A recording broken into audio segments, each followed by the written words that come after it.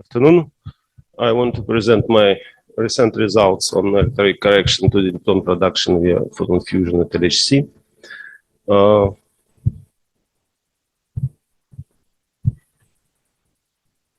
Somewhat to introduce in topic, words about the fact that the standard model keeps for oneself the status of experimentally confirmed theory, but we search some features of new physics, some manifestation of new physics. It can be supersymmetry.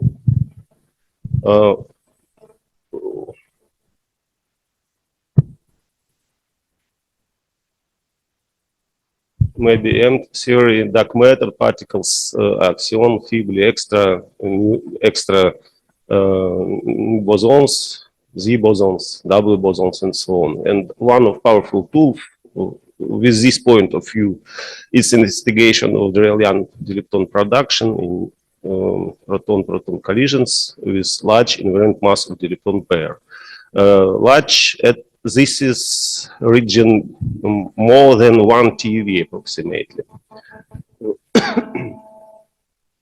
This process we know very long ago. This 1970s experiment in Brookhaven National Laboratory. Feynman, quasi-Feynman diagrams. It's initial state we have a hadron A and hadron B, and the final state we have lepton and mainly muons pair, and it can be also electron. For S capital, we have a total energy in central path system of initial hadrons. M capital is dilepton mass dimuon mainly, and Y is the dilepton rapidity. Current situation at the experiment CMS is absolutely consist with standard model predictions for these regions until certain TeV for interval of mass less than 3 TeV.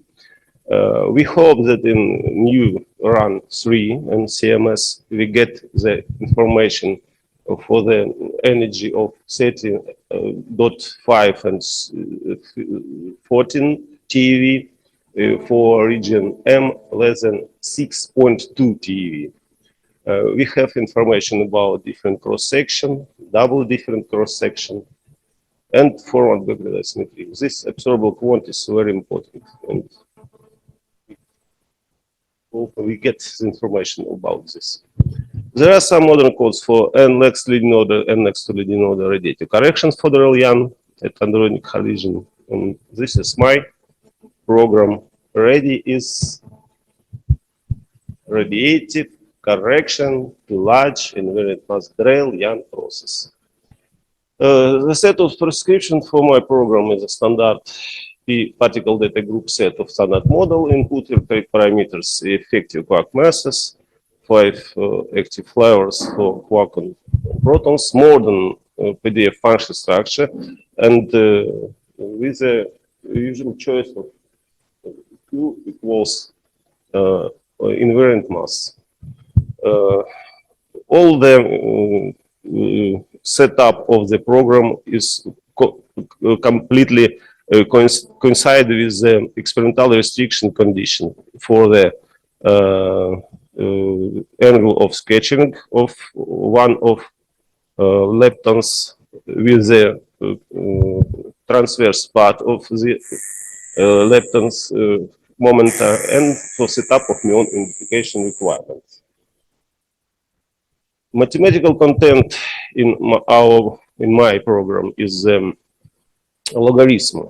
For weak part of radiative corrections or in the region of large invariant mass is a Sudakov logarithm. The second power of logarithm, we have a ratio between mass of immediate state, Z boson or W boson. In our case, it will be only W boson. I'll explain later why.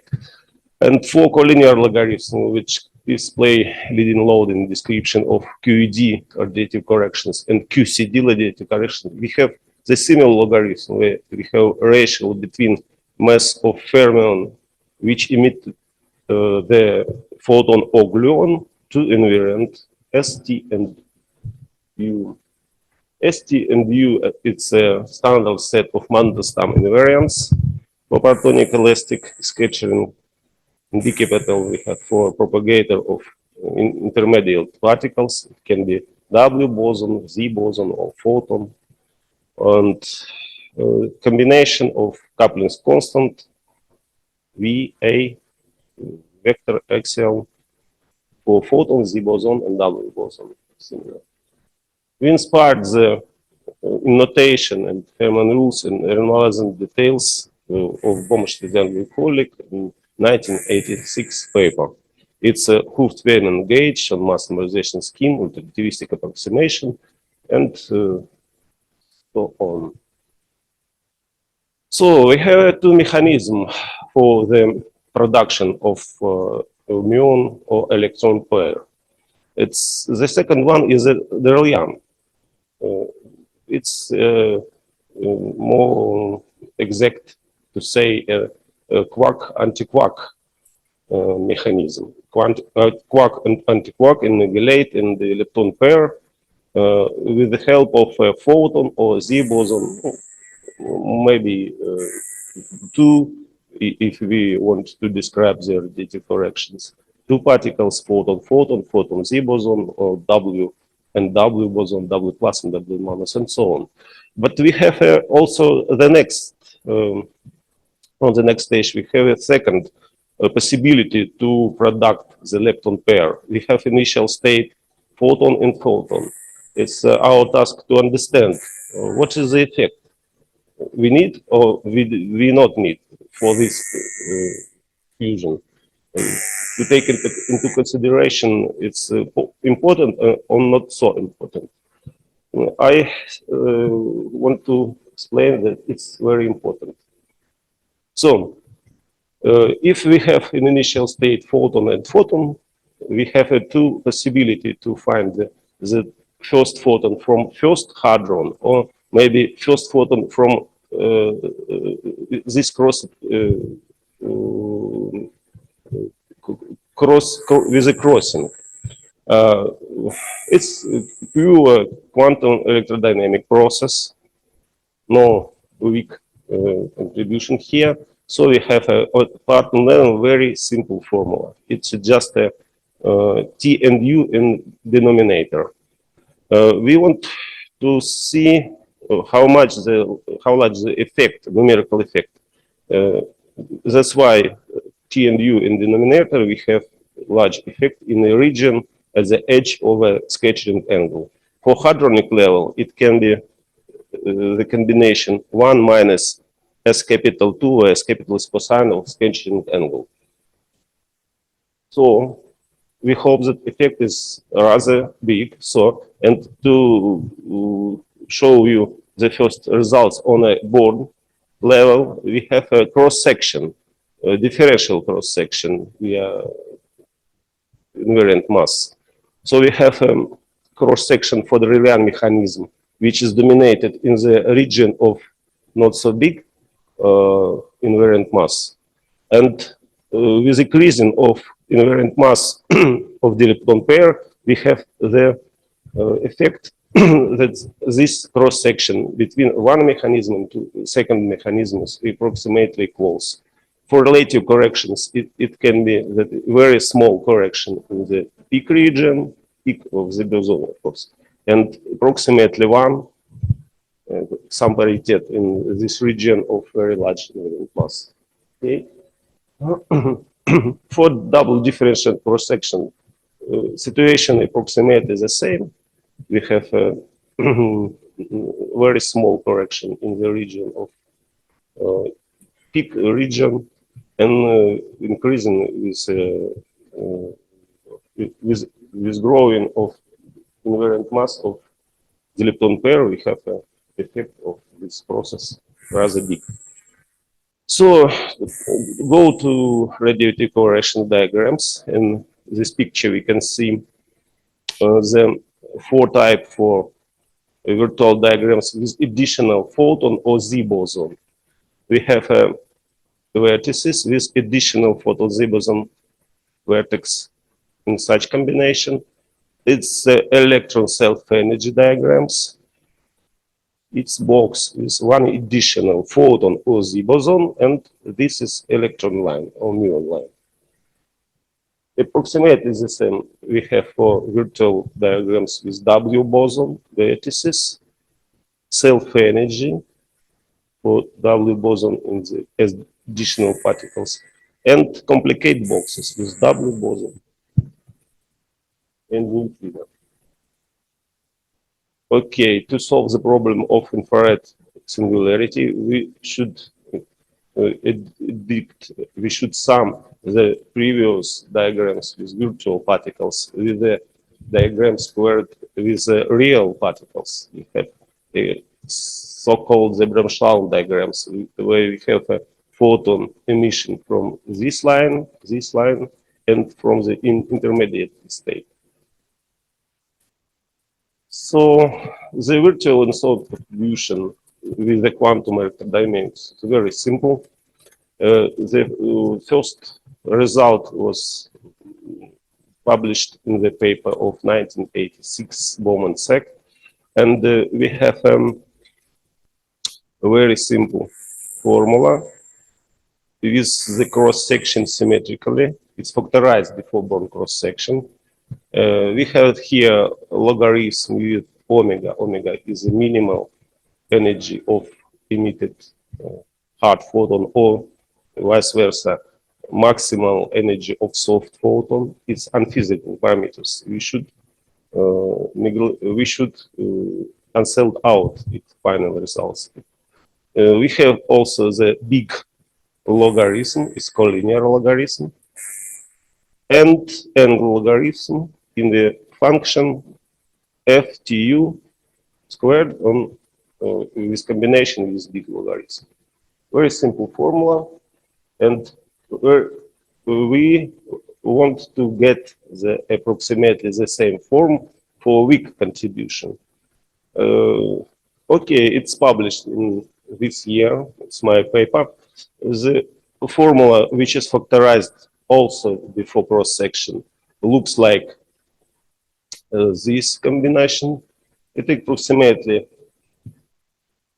the same as in this paper. Good, but we get the high energy asymptotic with the region where energy partonic process much more than mass of zero double boson. We get a very simple formulas for this one.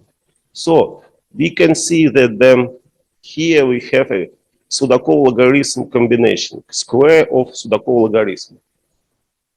It's effect which big effect in our investigation. I'll show it later. First of all, we should know that our results is physical, that no unphysical parameters here. That's why we add the hard contribution, hard photon contribution, and virtual and soft contribution. Growing with omega, we have the sum of this effect completely cancelled out these parameters. So our results is physically understandable. Okay, the numerical effect for differential cross-section is the following. We have decreasing with increasing of mass invariant mass of pair, and this increasing because the minus sign in the formulas before square of Sudakov logarithm. This minus. It's usual situation for Electroweak radiative corrections. We know that, and it's so for this process. For double differential cross-section, the same effects, decreasing with increasing of invariant mass, and the effects rather big because minus 20%. And for correction with differential cross section, we have an increase in. This is a total effect. Electroweak and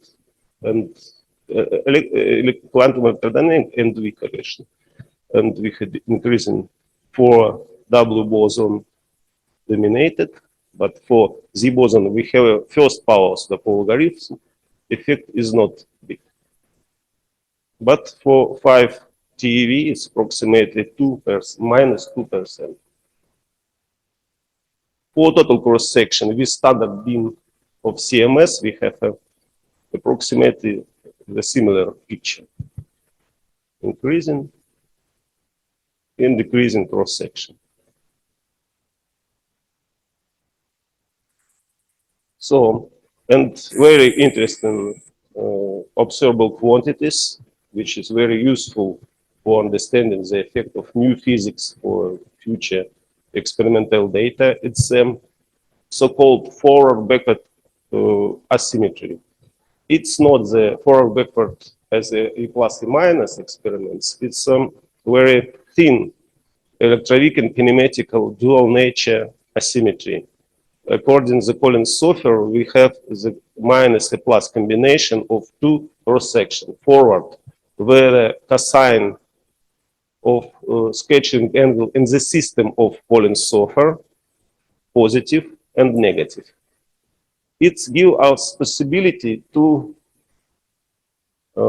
divide the whole region of experimental information and into where weak nature is extracted, and we show the very interesting new effects. Line which is divided the two regions is rather complicated and sophisticated form. On the figure 14, it's a line which is divided in this. So forward and backward region divided by this sophisticated line. So a physical region is Z. This is a region where cosine of anti-muon less than plus CMS parameter. This is less than minus parameter, and the region for muon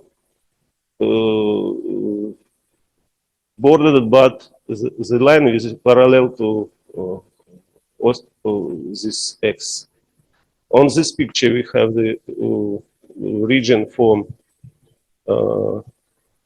analytical formulas, and this is for region which is sampled by Monte Carlo generator of Vegas for backward CMS region. We have here approximately 10,000 points. So when we add to these observable quantities the new effects for photon-photon fusion diagrams, we have some net total asymmetry have very different behavior in region of large invariant mass. Why so? Because as already discussed, we have two nature in this asymmetry: electroweak, weak, and kinematical. And if we have only electromagnetic contribution, this asymmetry equals to 0. So the forward and backward asymmetry for pure photon-photon fusion cross-section equals each other.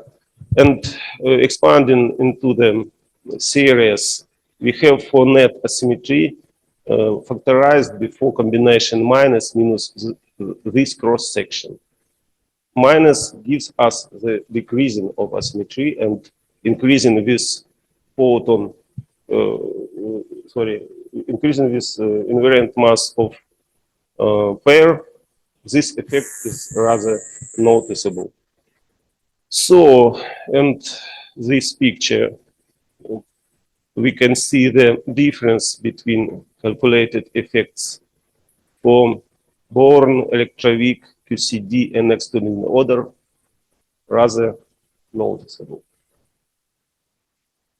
This is for muon pair, muon anti-muon pair. This is, oh sorry, for electron, electron-positron pair.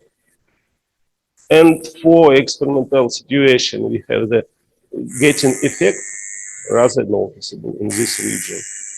So we want to get now the experimental data, and we want to see for this asymmetry some new physics manifestation. So, okay, and some words to conclude. The next leading order correction to dilepton production with Drell-Yan and photon-photon fusion mechanism had been studied. It had been ascended that considered in the future run 3 CMS LHC region, change the cross section, and especially for vector asymmetry rather significantly. I would like to thank you for attention and organizers for their happiness to take part in this conference. Thank you very much for your very interesting talk. Ladies and gentlemen, please question.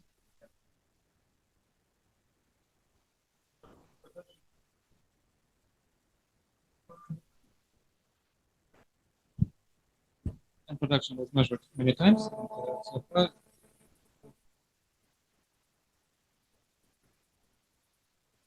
Yes, but you sure that it should be it's new region. Its effect I investigate is new region, more than 1 TV, more than 3 TV. No data right now. In the region before, in the region before 1 TV, no problem. This photon fusion is 0 approximately. The questions? Ну, я могу и по-русски сказать. Ну, при больших инвариантных массах это важно. При маленьких от данных ничего не остается. My question is, does it work? My question is about photon fusion. So in fact, photon fusion at LHC can be measured only in ultra-peripheral collisions.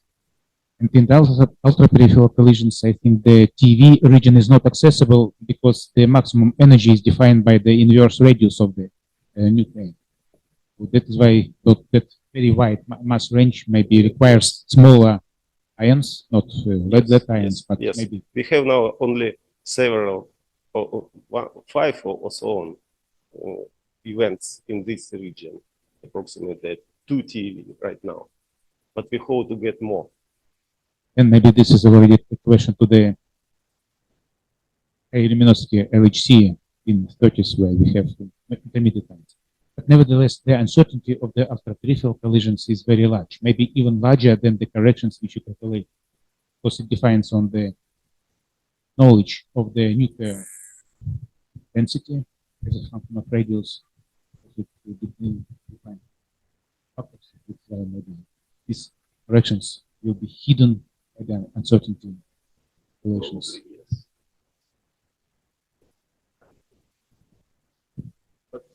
We should know the theoretical effect. We should know with our work. Any other questions? Then I will probably ask you the related questions. First of all, in fact, if you are taking, you were speaking about nuclei. But in this case, probably the nuclear corrections should be taken into account also in the PDFs. Because you mentioned that your perception is taken into account in the analysis of the whole cross correction result. Will be taken into account in the whole analysis for the cross section after taking into account. Yeah. And in fact, to my knowledge, the PDF which you mentioned, the nuclear corrections, are not yet taken into account. And do you know anything about this? Okay. Okay, but then this is the really questions, and there are, yeah, and there, and then this the statement is that the people are thinking about, and the guys who are working with PDFs, they're thinking about including nuclei corrections you mentioned. Only probably, I don't know. This is the guess. Maybe self-concept, but this is the nice question. Thank you very much. Taking into place. And first, then concerning your question, my question to you is the following. Okay, you notice the difference between the experiment you mentioned and the experimental data, and between the board estimation or feeding order estimation. Not No. Okay, theoretical. Okay. Then you are, yes, okay, you are taking into account electroweak corrections, but where are QCD? Yes, I have in our program one loop QCD corrections. One loop, no two loop. And electroweak are taking into account up to one loop? Yes, of course. No. At the moment, we have a two loop QCD correction, but not two electroweak. What about mixed QCD electroweak? Yeah. It's very interplay is very important. And then probably the last question. I remember you just we were discussing this your program. Great. What's the current status of this program? Are you just maintaining it, or somebody's personally, or Only for our group, our working with RDNS, I see. in laboratory of high energy in Budker. It is still there, and you're okay.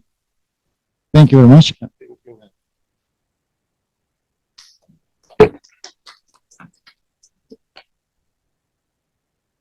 Okay.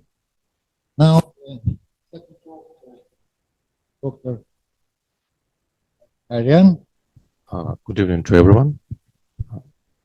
First of all, I'd like to thank the organizing committee of the 21st Lomonosov International Conference for the opportunity to have a talk. And the topic of my talk is muon pair production at the VHC via photon-photon and photon-Z boson fusion when one proton is tagging.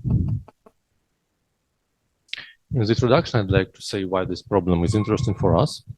Currently, searching for new physics at the VHC at high invariant masses of muon produced in proton-proton interactions is of quite great interest. And the next slide, I'll mention a bit about it more. There was a study about such a reaction, proton-proton scattering, but without proton tagging, and it was performed by Atlas collaboration, and theoretical results were in good agreement with those of experimental ones.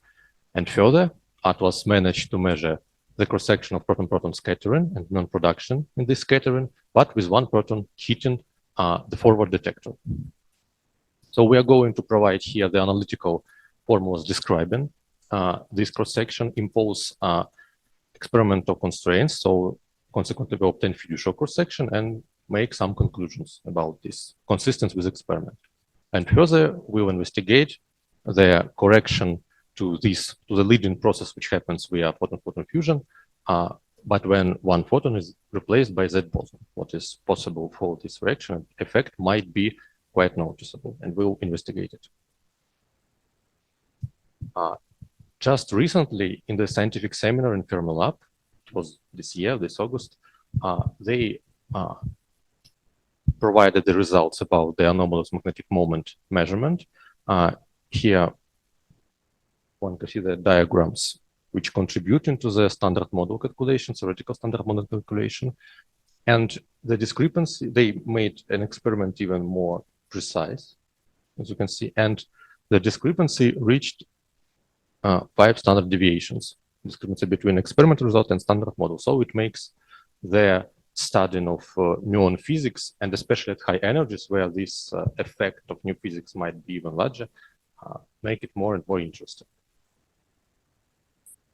Here, the constraints which we are going to use, the constraints from Atlas experiment which we are going to use to obtain fiducial cross-section for the leading process via photon-photon fusion. This is standard set of cuts. First 4 relates to the muon, dimuon phase volume. So on the transverse momentum of each photon, the pseudo-rapidity of each photon, on the transverse momentum of the pair of both muons, and on the invariant mass of the muon pair. The last constraint is on the energy loss of the proton, which we expect to hit the forward detector. And it can be, this energy loss can be transferred into the restrict on the energies of the emitted photons. And let me start to explain the theoretical part of this. First, we are going to obtain the elastic, not fully elastic, but elastic in terms of that one of the protons, both protons don't disintegrate due to this photon emission. Consequently, the virtuality of both photons is quite small, so we can work within the equivalent photon approximation method. The advantage of this method is that we can factorize the general cross-section of the whole process into the convolution of the cross-section of the inner process, that is Breit-Wheeler process, and spectrums of photons emitted by protons. And here there is a formula describing it, and it's more accurate and exact formula since we're taking into account the factor D, and Q squared is the momentum, of the emitted photon. This factor D is a linear combination of form factors, electric and magnetic, of the proton. So we take into account that proton has a structure, not just point-like particle, and take both electric and magnetic form factors. And after we substitute all this back to the theoretical formula and impose experimental constraints, to do this, we come to the new variables from omega-1 and omega-2. We come to the W, that is the invariant mass of the muon pair, and to the rapidity that can be expressed through the pseudo-rapidity on which we have a cut-and-atlas experiment in the following form. After performing numerical integration, straightforward, we obtain the following result for the muon pair production and proton-proton scattering. The same procedure we'd like to perform for the inelastic case, where one proton disintegrates due to the photon emission. Consequently, the virtuality of the photon is large, so we can't use here the equivalent photon approximation method. So we are going to work within the Parton model. So we're going to study this process when one single quark inside the proton emits the photon, and we will sum over all quarks. So for the process when there is one quark, we obtain by usual Feynman technique the following result, where these parts are phase volumes of the muon system and the proton quark system. Here is the parton distribution function PDF, depending on the virtuality of the emitted by this quark photon, and the x, which is a fraction of the energy of the momentum that the quark has inside the proton. Here, m is the amplitude of the process gamma-gamma fusion into production of muons in gamma-gamma collision. And here is the density matrices which we obtain from the proton and quark currents. And we can further, to perform calculation, we want to change into the helicity basis. What it is, we expand the density matrices of photons emitted into the helicities of the vector polarizations of the photons, and convolute these vectors with the amplitudes, and we obtain density matrices and amplitudes in the helicity representations. And here and now we can follow the helicities, the impact of helicities of emitted photons into this process. Non-diagonal terms where A not equal B and C not equal D, they vanish after integration over the phase volume of the quark proton system. The contribution from the photon, from the scalar polarization of the photon, the proton which disintegrates can emit such photon. It's essentially virtual photon, and it can have zero polarization. But due to the Atlas experimental constraint on the sum of the momentums of the muons, which can be translated into the constraint on the virtuality of the photons, this contribution is quite small. And another interesting physical effect that can be here noticed is the explicit chiral anomaly seen here. What it means, if we look at the square of the transverse amplitude, where both photons have plus polarization, +1 and +1. It divides into two parts. One depends on sine square of theta, and the next depends on the angle like this, where v is the velocity of the muon in the center of mass system. So if we look at the scattering at the angle 0 and pi, this term goes to 0, but this doesn't. And even in the limit, when the mass of the muon is 0, this will give non-zero contribution to the cross-section. So that is so-called Hero anomaly. So even in the massless limit of a muon, we obtain at the 0 and pi angle the non-zero contribution. There are left only transversal polarizations for the amplitudes. We can combine them after integration of phase volume of the muon pair into the cross-section, similar to the equivalent photon approximation method. And similarly, we can introduce the so-called spectrum of equivalent photons from the quark. And here we need to integrate over the dx with the parton then distribution function. And in the limit, when energies of photons much less than energy of the proton, in this approximation we work because it's due to the experimental constraints again of the Atlas experiment. We approximately obtain these expressions for the helicity representations of density matrices, and performing again the straightforward integration with help of the density matrix parton distribution functions, which we get from the HAPDF, we obtain the following result. Now we can sum all the results together and compare them with the experimental result. And we see discrepancy. The discrepancy comes from the following fact that we didn't take into account the so-called survival factor. Survival factor takes into account that protons can disintegrate due to strong processes if the distance between them is small. And this is so-called impact parameter P that describes the distance between the protons. And so this factor depends on B. This factor is diminishing the cross-section. So for elastic case, it provides 10% diminution, and it was calculated analytically even in this paper. For the inelastic case, it provides 50% diminution. And if we take this into account, we finally come to the agreement with experiment at the level of 2 or 3 standard deviations. And next, we'd like to look at the corrections, already not to the fiducial cross-section, but the theoretical cross-section that might come due to the Z boson exchange.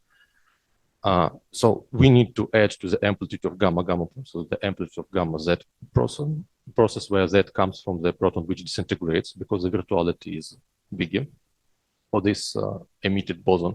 Consequently, what statement we obtain after performing the calculation investigation? We can say that interference between the processes due to vector and axial interaction is 0. So the interference between the gamma-gamma and gamma-Z vector part and between the gamma-Z axial part is 0. Further, the square of the amplitude for the gamma-Z process, which where coupling is a vector, with this same process where coupling is axial, are equal in the limit in which we are working. In the limit when invariant masses of muons very large, much larger than mass of the muon. And the final result can be simply written as the for the process with correction expresses to the process without correction with some factor kappa, depending on the virtuality of the emitted Z boson, which looks like this, where Q, mu, and Q are the charges of muon and quark, and GV mu and GV Q and GA and V, which are axial and vector couplings of the quarks and muons to the Z boson respectively. And then there is some factor coming from the propagator and the Electroweak parameters. So now if we compare finally the results, differential cross-section with correction with gamma Z and without correction, we see that the correction is not quite big, what is understandable because we integrate over the virtuality of the photon from the region which is much smaller even than 1 GeV and to some Eisenhower S, where S is square root of 13 TeV. So this impact, all parts in along this virtuality give the same impact. But if we make the boundary lower limit on the transverse momentum of the muons, which, as already was mentioned kinematically, becomes the limit on the virtuality of the Z boson, if we make it larger, for example, up to 70 GeV, giga-electron volt, we will obtain already more significant contribution, up to 20% even. And experimentally, it can be treated as the two muons with quite large transversal momentum. So if we rise up our bound lower limit up to the masses of that boson and a bit larger, we can obtain quite noticeable contribution. So in conclusion, I'd like to sum up everything. We have obtained analytical formulas for fiducial cross-section of the both elastic and inelastic cases of proton-proton scattering via gamma-gamma fusion and muon production pair. After implying experimental constraints, we obtained the fiducial result, compared it after taking into account several factors, compared with the Atlas experimental result, and obtained agreement at the level of 2-3 standard deviation. Then we investigated the dead correction to this process, and in future experiment, if the transverse momentum of the muon pair will be larger, as I mentioned, up to the 17 G, for example, the contribution can be about 20%. But beforehand, we didn't know whether the correction big and small, and we investigated this and found out this case. And all calculations were performed numerically with a straightforward numerical integration without Monte Carlo simulations. For what it was inside our group, was developed the library libpr, which is here, which we used for this calculation, which is designed for such processes. So, thank you for your attention.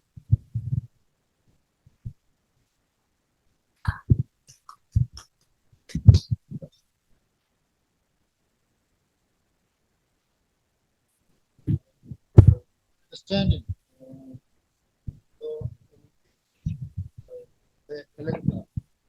you related the electroweak corrections to the. You consider first the process P Muon, yes, and calculated the extra additional. Yes, to those processes. Then the question is, you mentioned then the anomalous magnetic moment of muon and the 5 sigma deviation. In fact, there is no, not the 5 sigma deviation, but this is another story, a little bit lower, and so the questions do appear. What is the significance of this deviation? This is another. But the third, is there any relation between your evaluation and the experiment you mentioned? You mean experiment on anomalous magnetic moment? Yes. Or no, it's. You just have shown for some reason. The I showed. Yes, I showed oh, that. Please, to the auditorium. I showed it as an example why the problem of investigating the muons physics is interesting, because if there might be new physics manifest itself in muon interaction as even in anomalous magnetic moments, then this new physics could manifest itself even larger, more significantly at higher energies of muons.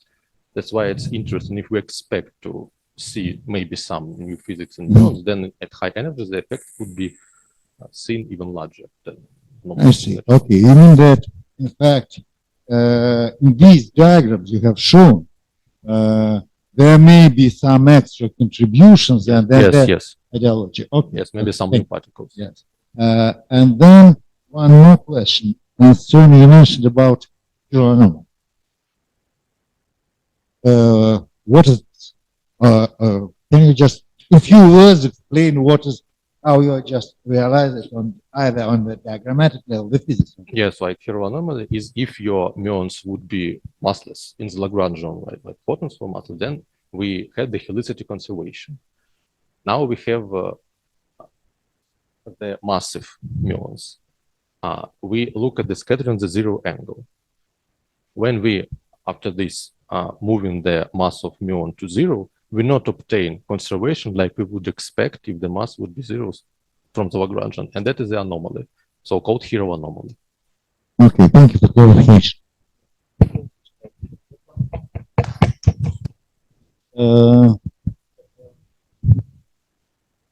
Next speaker is E.Kasyanova.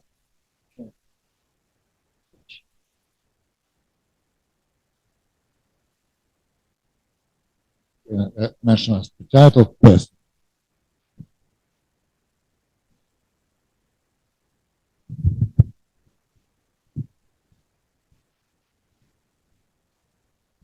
Hello? First of all, a few words about our experiment. The Na64. This experiment is a fixed target experiment at the CERN. Combine the active beam dump and the missing energy techniques to search rare events. The main goal is to search for sub-GeV dark matter production mediated by a new A prime vector boson, which is performed in energy missing events from 100 DeV electron interaction in an active beam dump.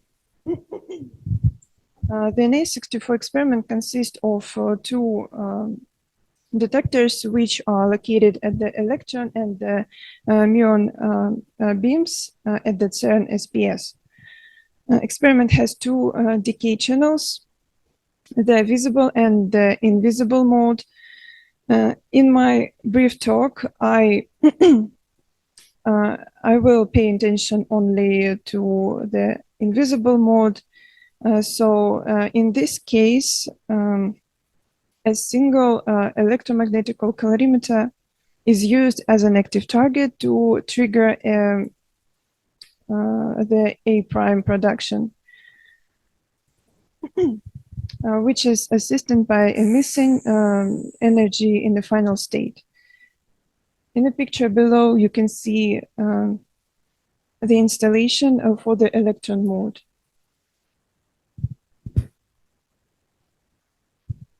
So in this experiment, is important to study background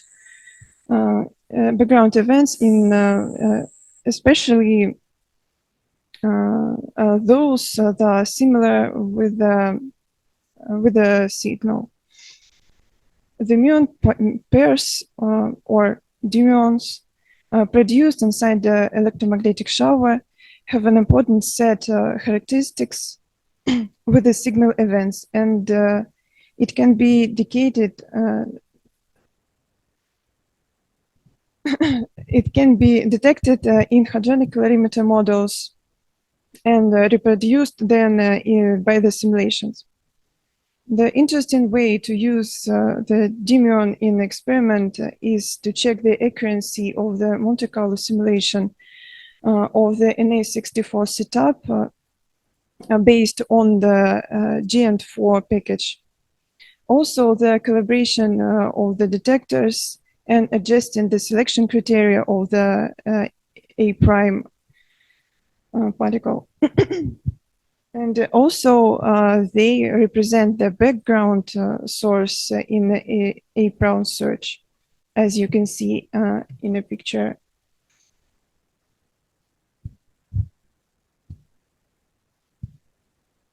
The dimuon production can be easily distinguished from looking at the energy deposited in each call model. These events have a number of properties in common with the signal events. Both of these have the rare processes produced inside the EM shower penetrates very efficiently both the target and the H-call models. The energy spectrum covers the same region of the signal, and it can be computed inside the QMD framework. But this interaction can be easily distinguished from the single signal event. On this picture, the energy distribution of the dimuon event in the plot of E-call model and the H-call. And here on the axis, we have a total energy of all four H-call models. And so the picture shows the measured distribution for events for electron run at the earlier phase of analysis is data from August 2023. the area 1 originate. It's not looking enough. Here is a dimuon production, and here the region 2 shows the events from the standard model hadron electroproduction in the ECAL, I mean in target.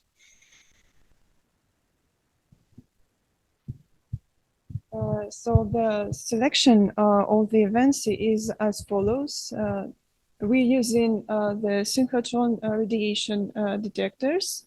At first, second, the energy deposition in a active target in a ECAL. The trigger accept only energy.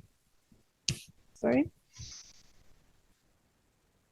Trigger accept only events with the calibrated energy smaller than 85 GeV in 100 GeV electron beam. So for studies which is closer to the signal region, the selection cut is usually less than 60 GeV. And finally, we use the energy deposition in the HCAL models. It's because only muons can reach models 1, 2, 3 on our setup. On this slide, the results of all analysis criteria for dimuon events. And here the dimuon peak in HCAL model 2 for data and for Monte Carlo simulation on our setup. And as you see, the dimuon and dimuon in data and Monte Carlo in a good agreement. And also I presented the estimation of the total number of dimuon events per one run on the NA64 setup.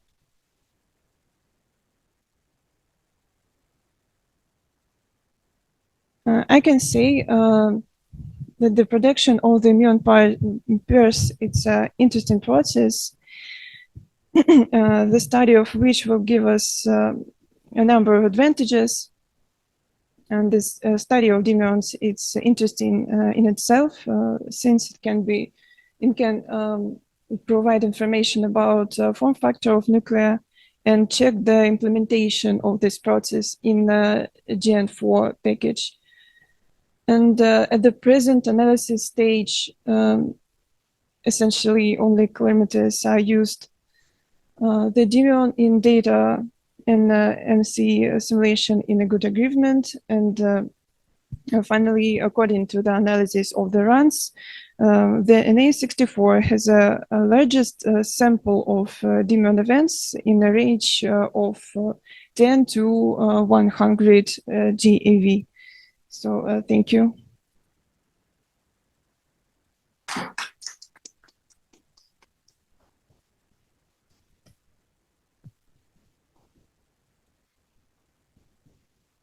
My question is, you mentioned A prime.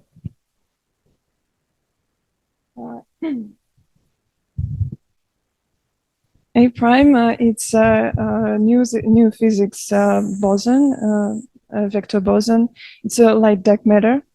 It's a, let's say it's particle that we investigate in our experiment. This color? Yep. So this is the, you mean that this may be the analogy, the dark matter analogy, the zero. Could you please? Quantum number is zero, scalar. Yeah, it's a photon. Z boson. It's a photon. The light dark photon. Okay. This is the analogy of, this is the dark photon. Yep. But if this is the dark photon, this is the dark photon with some massive dark photon. Possible, We think so. yeah, because there do exist light, dark photons.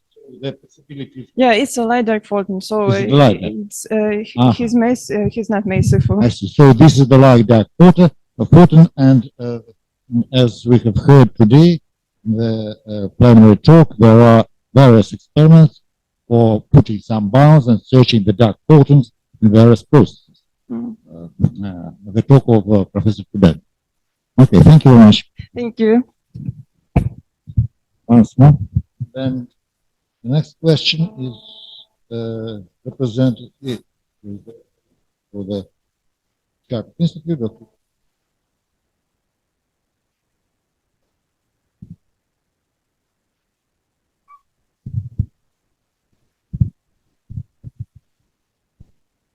Okay, I will present recent results of Alice collaboration on real and virtual direct production in different kinds of collisions. Okay, first let's start from photon classification. So all photons which are created in PP or AA collision can be split into big groups. First is decay photons, which originate in decay of final hadrons. And they populate, okay, they totally dominate over almost all PTs. The rest of photons is direct photons, which originate in electromagnetic processes in charged particles participated in collision. And so it is most interesting part. And direct photons can be split into other parts. It is prompt direct photons, which originate in interactions of photons contribute, okay, from incoming nucleon, and thermal direct photons is the photons. Okay, this is thermal emission of hot matter if it is created in the collision.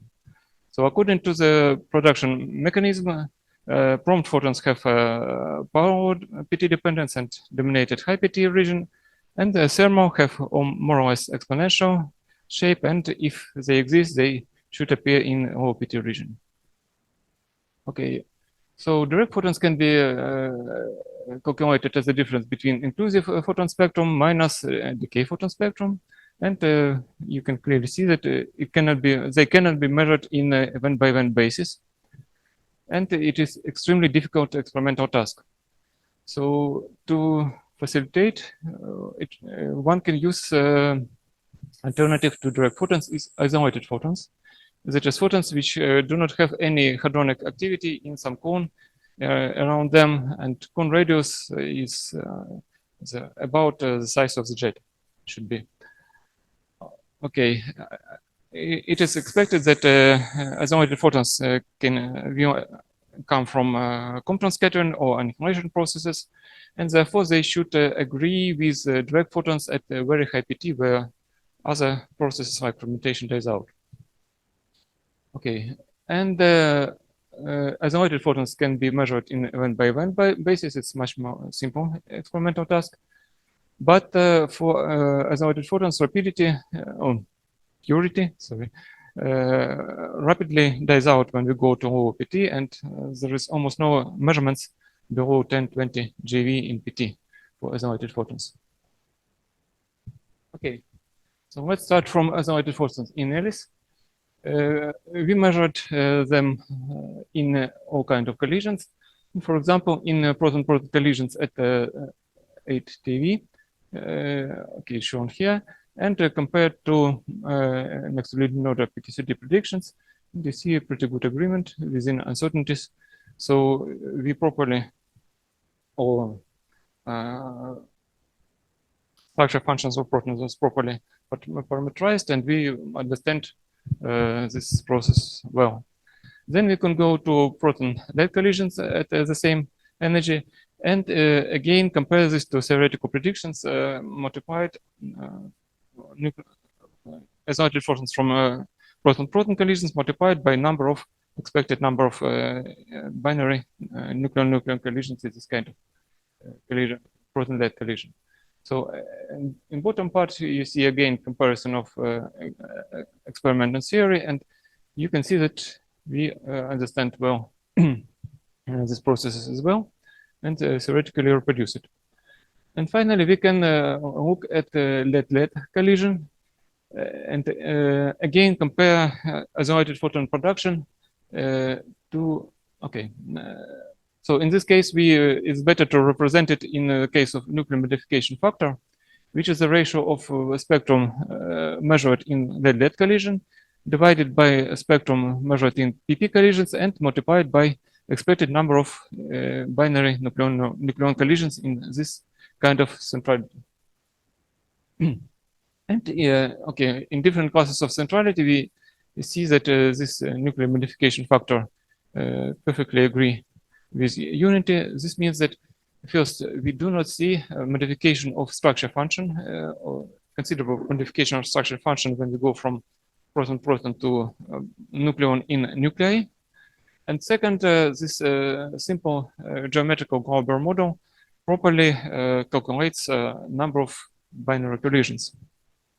So with this sketch, or with this measurement, we control our initial state of lead-lead collision and see that this Glauber model and structure functions are properly described everything. Okay, now we can go to direct photons, not isolated, and again measure it in the lead collisions in okay, two energies provided by LHC, 5 TeV and 276.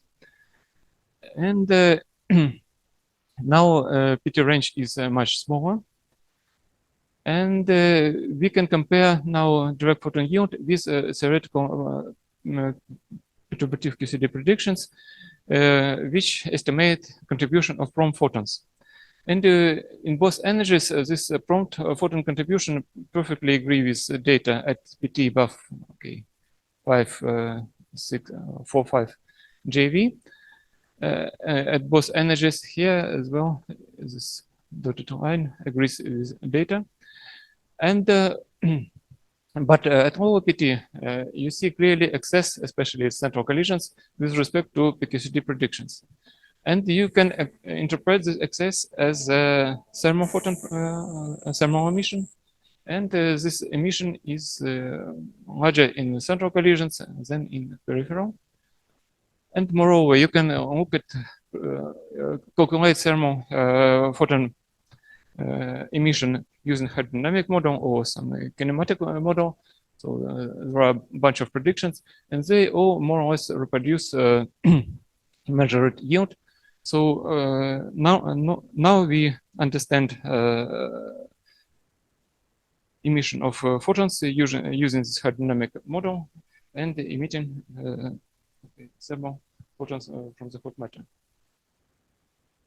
Okay, if you have some thermal emission from hot matter, we can think that these photons should reflect a collective flow of this hot matter. And indeed, Alice measured collective flow of direct photons. So formally, collective flow is a asymmetry in production of final particles, which is related to asymmetry of initial hot matter when two nuclei collide non head-to-head, but produce some asymmetric matter. It will differently expand in, okay, it will faster expand in the direction where gradient is larger. And finally, you produce asymmetry in azimuthal distribution of final particles. And we can quantify this collective flow as Fourier coefficients. And okay, this coefficients is what we call collective flow. And we measure second coefficient, which is, okay, 0 should be 0. Okay, first should be 0 for the symmetry reason in mid-centrality, and the first non-zero is second harmonic or elliptic flow. And this is Alice result. So dots is what we measured for direct photons, and solid line is what we measure for final decay photons. And here is some predictions of hydrodynamics. And this measurement was quite unexpected because if you think of any expanding matter, you can assume that okay, initially it was at rest, and then it expands and develops some flow. And the initial and most hottest part should emit particles with zero or very small flow. And here is some typical hydrodynamic calculations which support this idea. So the photons which are emitted at the very beginning, 0.1 Fermi, has a very small flow, and with increase of emitting time, the flow increases, and finally should reach this flow of final hadrons, which shown with dotted line. So agreement that the fact that measured direct photon flow agrees with or almost coincide with the flow of final hadrons or final decay photons is quite unexpected. But if you make a careful statistical analysis of how well this data agrees with theoretical predictions, you will find that the difference is only 1.5 sigma approximately. And one cannot say that there is a clear discrepancy. Okay, but at low energy, at RIC energy, this discrepancy is much stronger. For example, Phoenix performed a lot of high accuracy measurements. And if you compare direct photon spectra measured by Phoenix and the theoretical hydrodynamic predictions, you see that this difference is 2 to 5 times. Okay, Phoenix measured 2 to 5 times more thermal photons than predicted, and okay, and the difference in collective flow in case of Phoenix is even larger than we measured in Alice. And these two things were called as direct photon puzzle. Two discrepancy was called direct photon puzzle, and it is not solved yet. But on the other hand, recent results of star collaboration measured at the same energy, but with different operators, see that very good agreement with theoretical predictions. So this is the situation became even more puzzling. And now we can look from the point of view of Alice. We can make a similar comparison, but in the shape of ratio of measured data divided by model predictions for a given collision system and given energy. So, and recently Alice published rather precise results obtained with 5TV data, and we use a new method to take into account material budget in Alice. And our latest results shown with red became much more accurate. And now you see that we do not see any deviation from hydrodynamic predictions. So all our points are consistent with unity here. While, for example, here we put Phoenix results, which indeed jumps up by a factor of 2 or 5. So the situation is a bit intriguing. So at RIC, we see very strong dependence, but at HC, we do not. Okay, once we measure thermal photon, we can extract slope of this thermal photon spectrum. And this is a comparison of slope measured at RIC energy and several points measured at LHC with Alice versus the charged particle multiplicity. And you see that the Phoenix is more or less stable, and in Alice, in general, points a bit higher, but still with the uncertainties consistent with Alice, with Phoenix measurements. And next, if you think that you have a fireball which emits thermal photons, the number of emitted photons should be proportional to the volume of this fireball and lifetime times lifetime of this fireball. Or if you convert this into number of final particles, the number of emitted photons should be proportional to the final hadron multiplicity in the power 4/3. but okay, it is a very approximate estimate. But if you look at hydro model or other model, this exact power will be a bit different. But in a way, you can try and estimate total number of direct photons, thermal direct photons, and plot it versus the number of charged particles or charged particle multiplicity. And you see there is a clear trend which is have power similar to what we expect. And the Elias data agrees both with extrapolation of RIC, Phoenix data, and extrapolation of star data. So again, we cannot solve which experiment is correct at RIC energy, and we agree with both. Okay. Another interesting part is we can look at direct photons in proton-proton collisions. And here we represent this result as this variable. We call it a double ratio. And then basically it is a ratio of yield of inclusive photons divided by calculated yield of decay photons. If this ratio is above unity, we have some addition here, which is comes from direct photons. And indeed, we see direct photon excess in minimum bias proton-proton collisions, and with in proton-proton collisions, in very high multiplicity proton-proton collisions. Okay. Okay, we can compare this excess with what we expect from prompt from photons from PQCD calculations. And okay, this is blue band.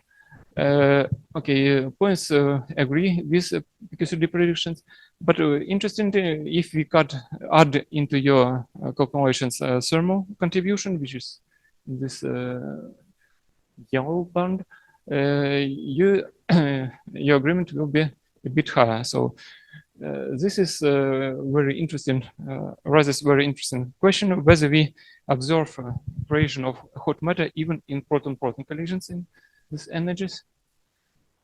And okay, another interesting point, you can compare minimum bias and high multiplicity, and these two measurements looks very similar.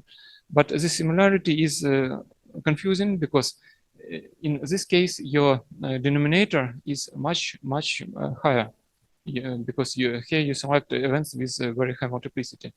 So this is better shown in right mode when you calculate total number of direct photons versus charged particle multiplicity.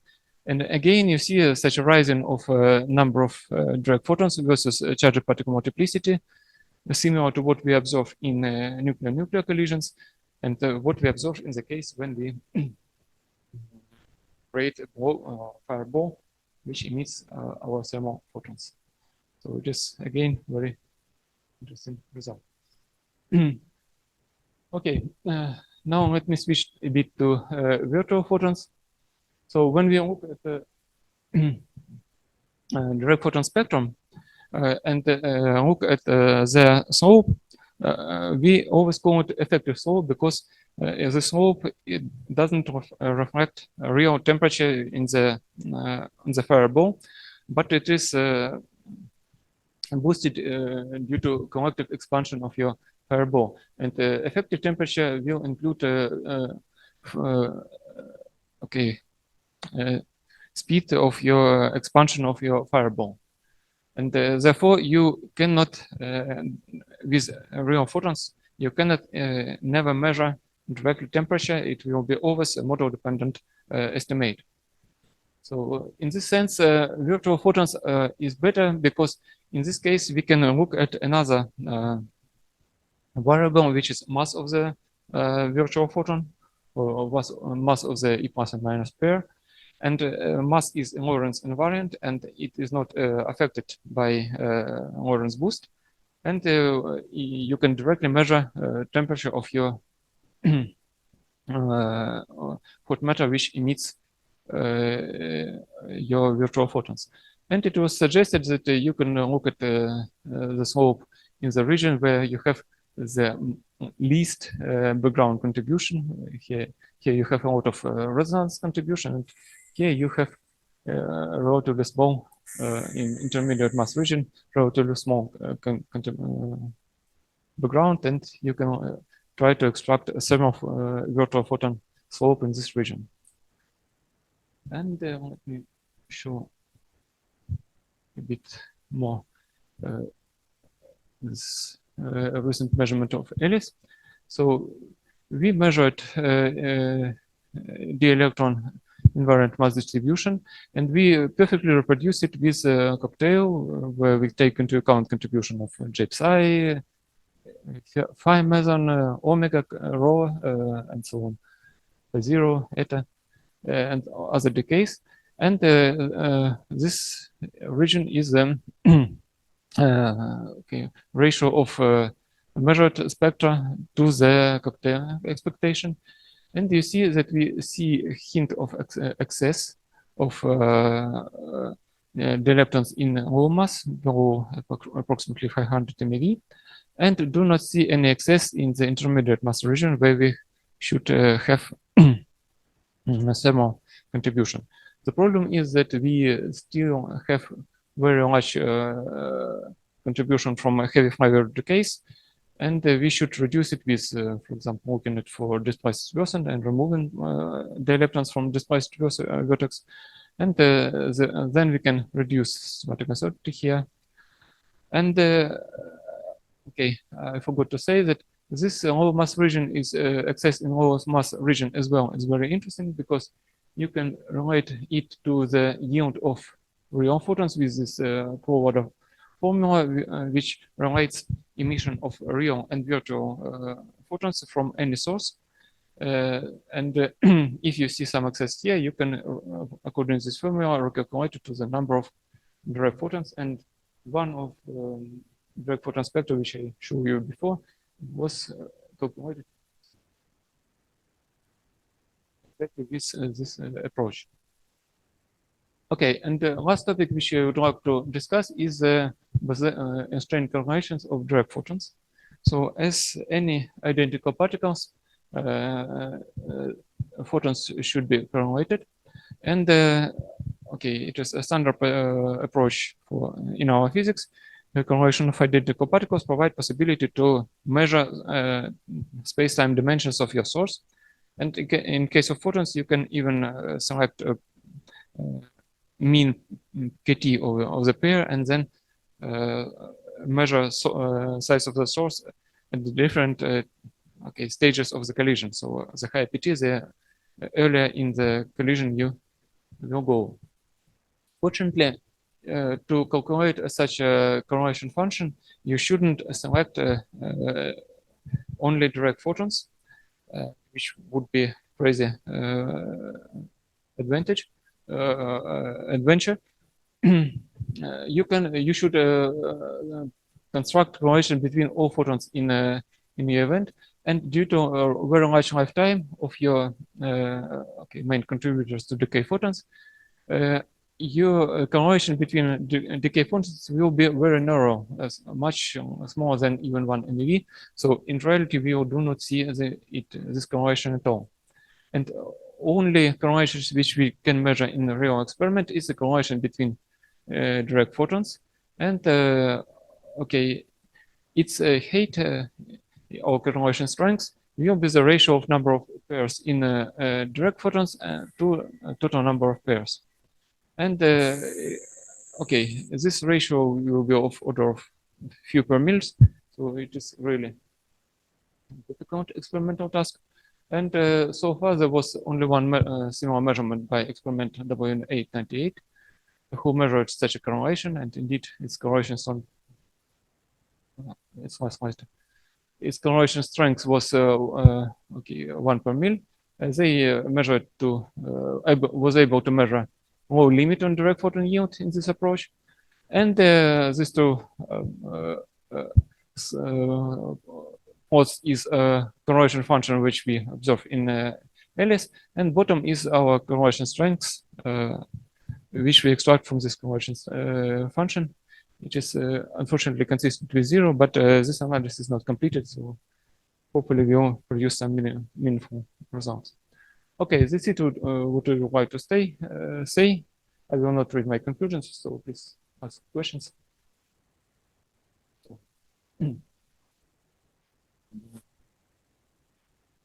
Represented, I guess. Exactly.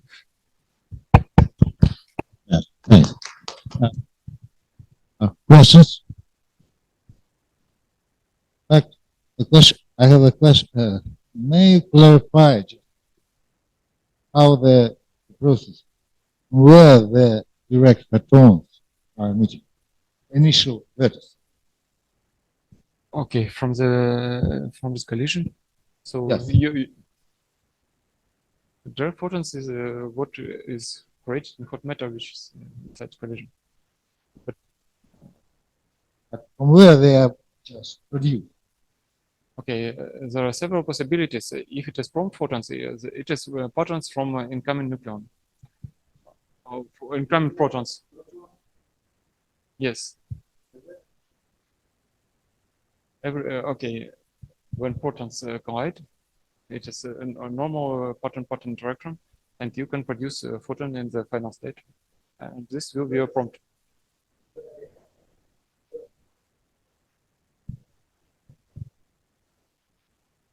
Then photon fly. Right.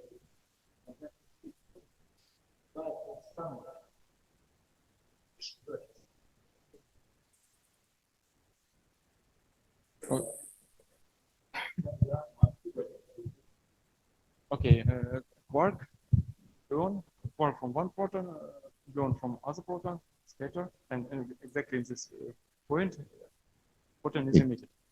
Thank you. In fact, no, just only feeling, opinion in the Alice deliberation. Previously, had more discussion with representative of other. Okay, other questions? Yes. In fact, very detailed talk.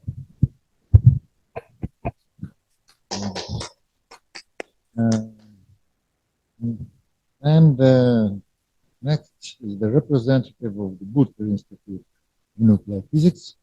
To talk about continuation of subject physics of Belle collaborations. It's interesting.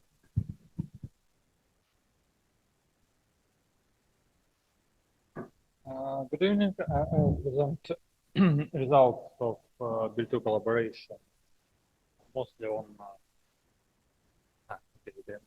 on quarkonium and spectroscopy. Let me remind you the picture of the bottomonium states. You can see it on this slide by black. It's conventional bottomonium state, and you can see two exotic states that B plus and also shown by green, by blue, some bottomonium-like state, which can be mixture of B bar and B mesons. As we know that hadronic transition from the lower state, which is below BB bar threshold, can be described by gluon emission, and hadronic transition from states above BB bar threshold can be explained by chance by BB bar measurement. For the new, well, no, not the for the two exotic ZB states, which was observed by Belle collaboration before, we know that they're just on the mass BB star and B star B star mass threshold, and mostly decay to these pairs of movements. And this is strong indication of the molecular nature of these states. Another slide for the history. Discovery of Upsilon 10 753 meson in E plus or minus 2 epsilon and S pi pi cross section. By Belle experiment, you can see the cross section here on the right, and this is where we saw this new epsilon state. If you look for the E plus or minus 2 dB bar cross section by bar, you can see the dip on the same energy, which can be described by interference. Okay, so the question, what is the nature of this state? It's far from any threshold. Mass doesn't match the epsilon 3D theoretical prediction. And well, also D-wave states are not seen before in the plus or minus collision. So there are a lot of theory papers which says that the conventional BB bar state, tetraquark state, or even some hybrid or a mixture of hadronic molecular and photomolecular. That's why it's interesting to study the E plus or minus 2B B star method. You can see the measured cross section by Belle experiment here, and it looks very funny. We have like oscillation picture in all three modes, and this oscillation-like behavior can be explained by the scattering and opening of different energy thresholds.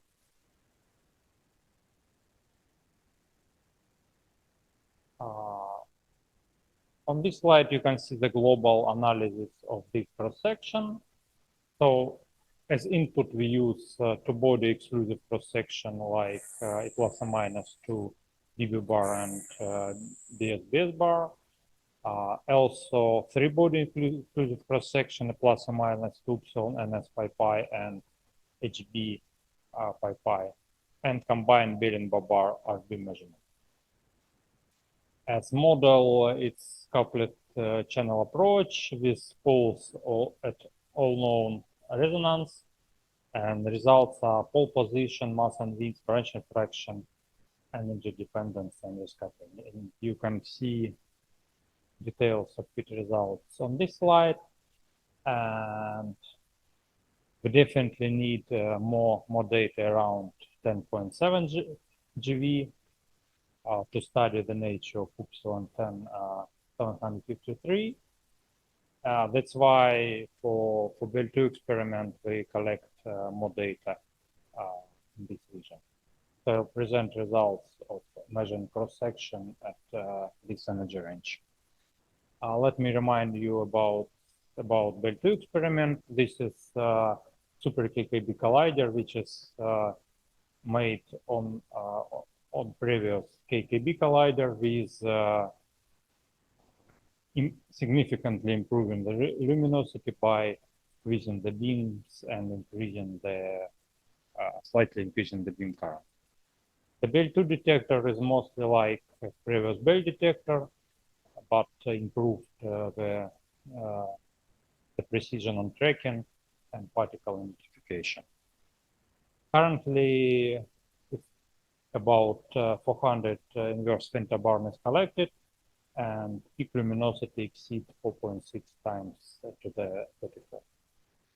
But mostly I'll talk about the data which were taken around 10.7, 10.8 GV.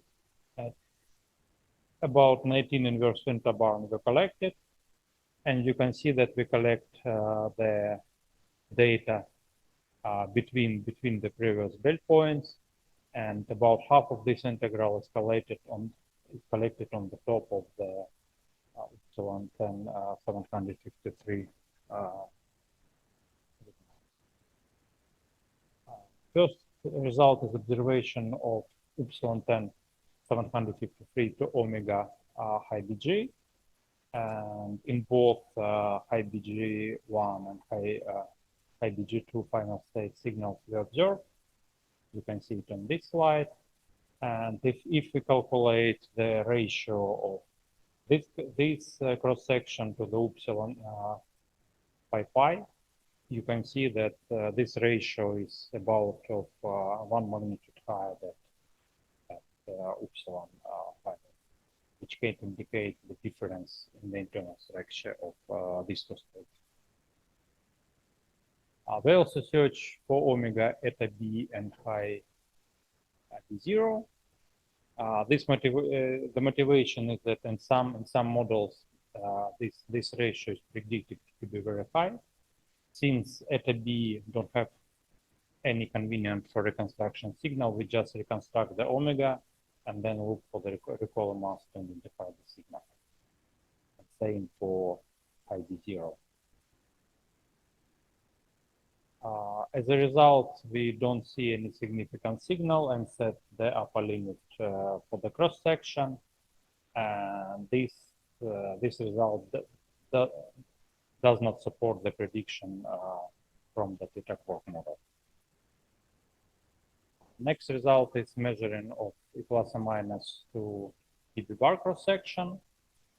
This is improving the previous Belle I analysis. So only one meson is fully reconstructed using hadronic channels. And we use two variables, energy difference or delta E and beam constraint mass to identify the signal. So we cut on delta E and look for projection for beam constraint mass to hit the signal. And on this slide, you can see this projection for different energies and clearly signal for BB bar, BB star bar, B star B star bar are seen, and also we see the reflection, which is radiation return for the epsilon 4s, with epsilon 4s decaying to bar.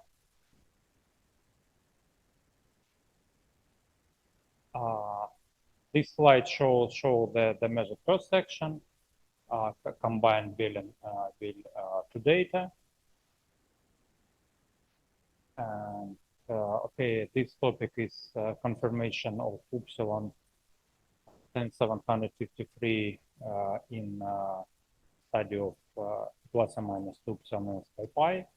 And by Belle II data, we confirm it at epsilon 1 and epsilon 2s, but significance in epsilon 3s is not enough to claim signals.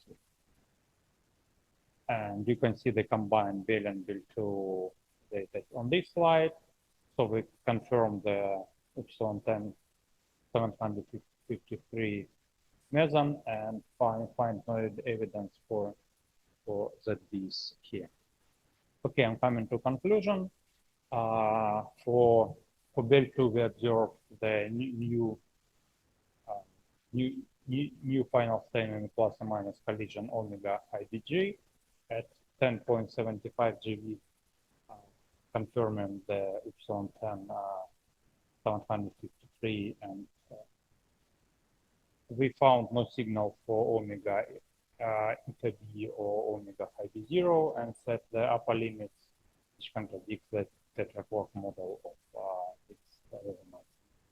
And we measure the energy dependence on the plus or minus to dB bar, confirming the oscillation-like behavior of this cross section, and also improve the measurement of the cross section of plus or minus 2 epsilon pi pi. Thank you. Thank you for very detailed explanation. Here I would like to chance to give a discussion session to the expert from theoretical side. Ask you one question. Are there any new data about this charge? Currently, we don't have any data on epsilon 5s resonance, but in plans we are going to take some scan on this energy range. So it's in future plans, not now.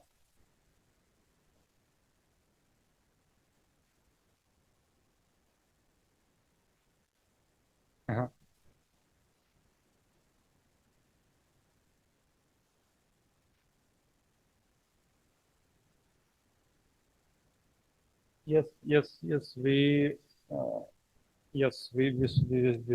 it. We saw it. No, not height. This is so 1075 is here. So this is the left one. This is upsilon 5s and this is upsilon 6s.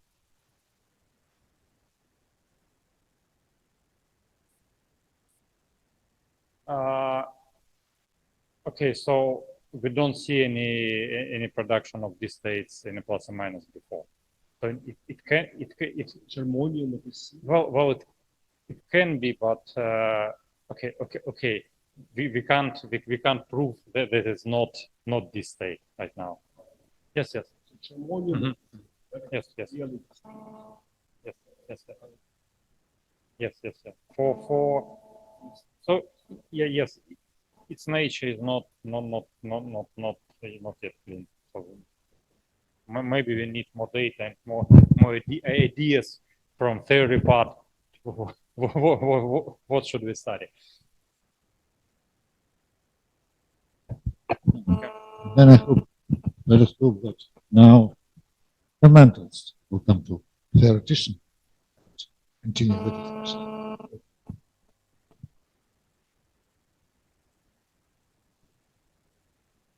Walk.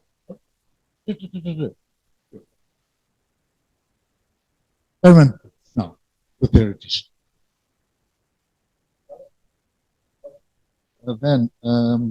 Then the next talk is the continuation of the scientific, the discussion of the scientific program of the Alice. Good evening. Can you hear me?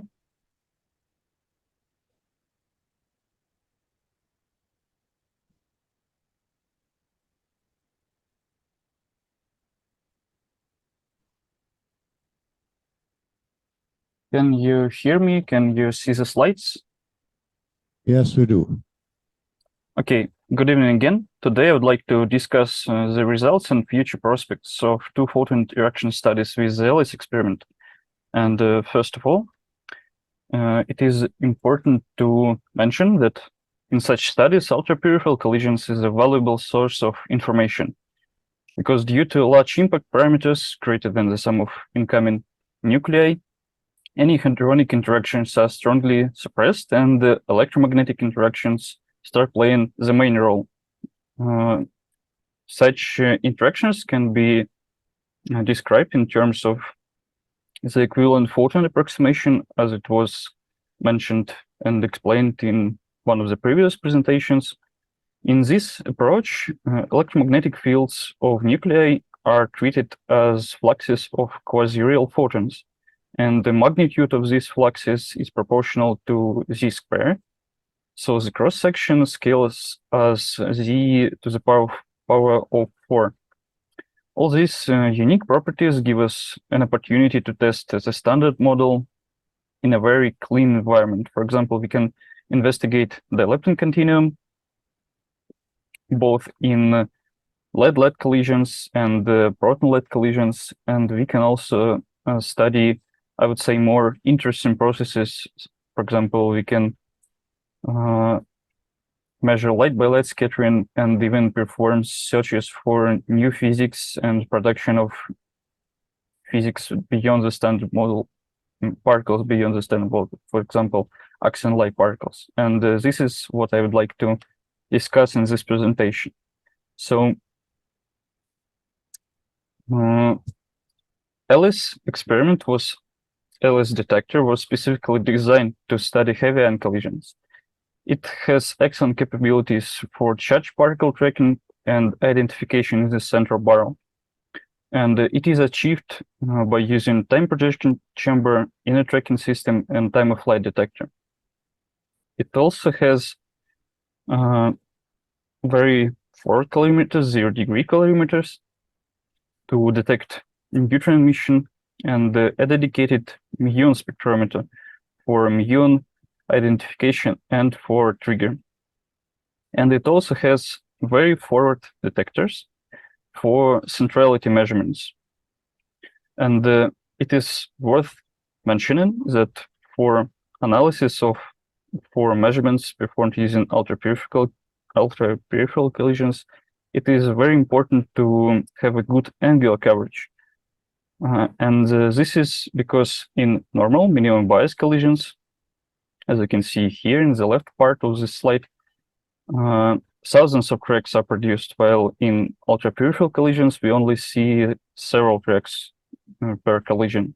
So it is important to reject any events with any additional activity in the detector to clean the final sample that we analyze. So as I mentioned, we can study dilepton continuum using the data from Alice experiment. And now let's have a brief look on the recent results and some interpretations. So let's start with the dilepton continuum. The Alice collaboration has analyzed the total amount of data corresponding to 23 inverse microbarns, and this data was collected during run 2 and run 1. The selection procedure is based on vetoes in the forward detectors V0A and V0C, which are very forward detectors, and particle identification is performed using specific energy loss in the volume of time projection chamber, TPC. Using this information, we can effectively discern electrons from pions and muons. So in this measurement, Alice has covered dielectron mass range between 600 MeV and 10 GeV, excluding J-psi region.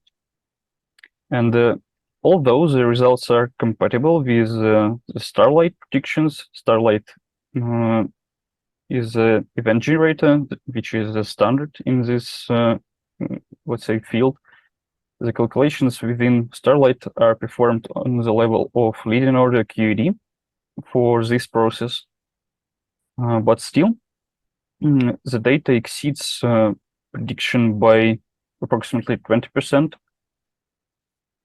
And more careful analysis can be carried out using this data, which is expected during run 3. It is expected to be 3 orders of magnitude greater than what we have at the moment. But for the moment, let's switch to the Atlas results on the Muon continuum, because they, let's say, may be quite relevant to this analysis. So Atlas managed to perform measurement of the Muon continuum in lead-lead collisions using their run 2 data, and we have performed local simulation using different generators and compared predictions from them with this Atlas data.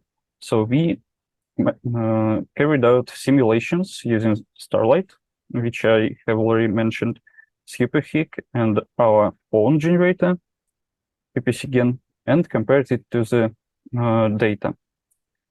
And as you can see here, Starlight also underestimates data by approximately 20% in this process as well, while Superhic and UPCgen are in general closer to the data. So the main difference between these generators in this calculation for this process is form factor for nuclei. So Starlight implements hard cutoff on nuclear radius, so they used hard disk approximation, while Superhic and our own generator implement a realistic form factor.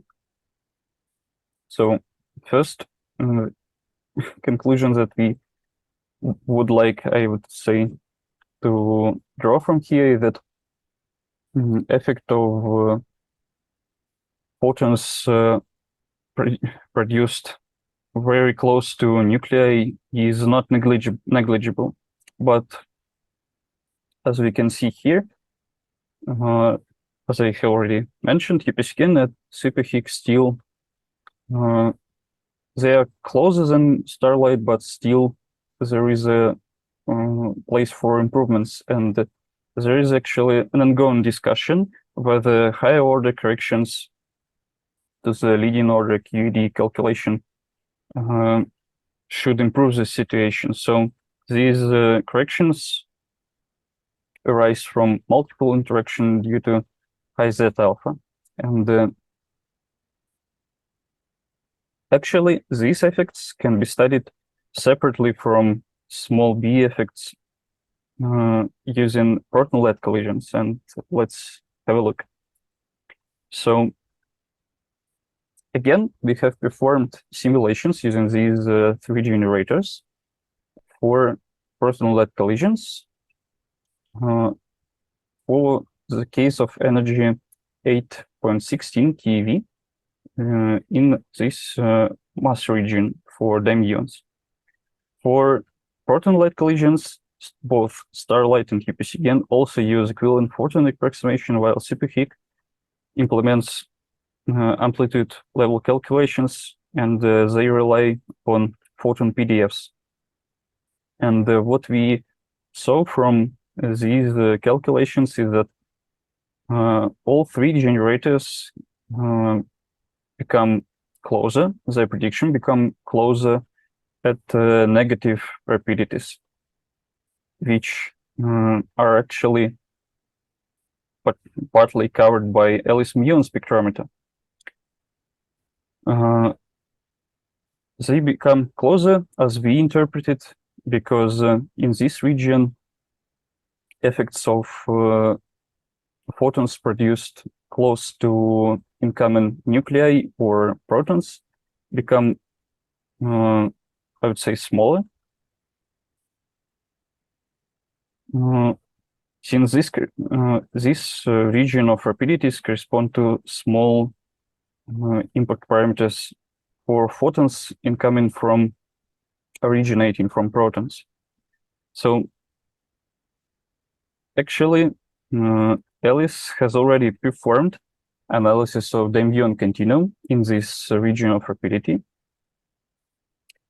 And this analysis is based on data corresponding to 7.9 inverse nanobarns. And here, in these results, we can see that although superheat is in general closer to the data, but there is still a significant deviation between experimental data and theoretical predictions. So as we see, this analysis, so analysis of the dilepton continuum, is interesting by itself, but it can also be used for other analysis as a reference, for example, for measurements of tau anomalous magnetic moment. And let's see what we can do here with the Alice experiment. As you may already heard, there is a significant deviation between the measured Muon anomalous magnetic moment and the standard model prediction. And since tau lepton is much heavier than Muon, according to some extensions of standard model that include supersymmetry, for example, it is expected to be more sensitive to physics beyond the standard model. But it is also a very short-lived particle, so the standard methods like spin precession method, they aren't applicable. As an alternative, we can rely on measurements of cross-section of tau pair production, which is also sensitive to anomalous magnetic moment. For example, the Delphi collaboration has used this approach for d-tau production in electron-positron collisions at lab, and they managed to set the most stringent constraints up to this day. But unfortunately, they're not stringent enough to compare with theoretical predictions, as you can see here. And a logical continuation of this approach is to use lead-lead collisions to benefit from enhanced cross-section. As you remember, it scales at as z to the power of 4. So to investigate the possibility to perform this measurement with LS collaboration, we have performed feasibility studies using full realistic simulation of the detector. And it is important that in round 3, LS switched to continuous readout mode, that is triggerless readout mode. So there is no more strict connection between collisions and tracks. So the data is recorded now time frame by time frame, where we call time frame period of time corresponding to some fixed time period, yes. So under these conditions, precise timing becomes very crucial for this analysis. So we rely on time of flight detector to obtain accurate timing. So we simulated minimum bias lead-lead collisions using PFI generator and signal events, tau production decaying into electrons and muons using our own dedicated generator. And we rely on selecting this specific channel because we strive to use PID capabilities, and Alice is capable to discern, as you remember from previous slides, electrons from muons or pions, but not muons from pions. So let's see the results. In this analysis, we matched tracks using precise stop timing, rejected collisions with activity in forward detectors to reject any minimum bias collisions, and use TPC PID to select event candidates. So we have obtained transverse momentum spectrums that we used to calculate possible limits that we can obtain with LS experiment. And here on this slide, you can see these limits calculated for different luminosities and the levels of systematic uncertainties in comparison to the Delphi results. And as you can see, increase in statistics leads to only a minor improvement in comparison to suppressed systematic uncertainty. So for this analysis, it is very important to reduce systematic uncertainty to the minimum. And as I have already mentioned before, one way to reduce it is to use a cross-section of dilepton continuum process, production process. So we can measure ratio to this cross-section to reduce systematic uncertainty. So this is what we can do with more, let's say, conventional studies. And now we can turn to a more futuristic part, which is light-by-light scattering. So in the standard model, this process proceeds via box diagrams involving leptons, quarks, and W bosons. And in the extensions of standard model, this process also considered to be sensitive to supersymmetry and production of axion-like particles, for example, that we will discuss a bit later. And the first evidence of this process was reported by Atlas and shortly after by CMS. And they managed to carry out measurement in a region of masses above 5 GeV, and they have quite good agreement with standard model predictions. But unfortunately, their results are limited by trigger. So the precision is also limited by statistics. What we can do is that we can wait for the LS3 experiment, the future experiment which is a continuation of current LS experiment. It will be a compact detector with a rather strong magnetic field and with excellent tracking capabilities for charged particles in a large pseudo-rapidity range. And what is important for us is that we hope at least that we will be able to reconstruct very soft photons and push this light by light measurement to very low invariant masses. And to study possibility to perform this measurement, we simulated signal and the main source of background, which is which arises from pi zero decays, also using our generative again. And we studied different possibilities that can be used to suppress this source of background that dominates region of masses that we are interested in. And the one way to suppress this background is rely on simple asymmetry cut. That is, asymmetry is defined here. PT1 and PT2 are the transverse moment of outgoing photons.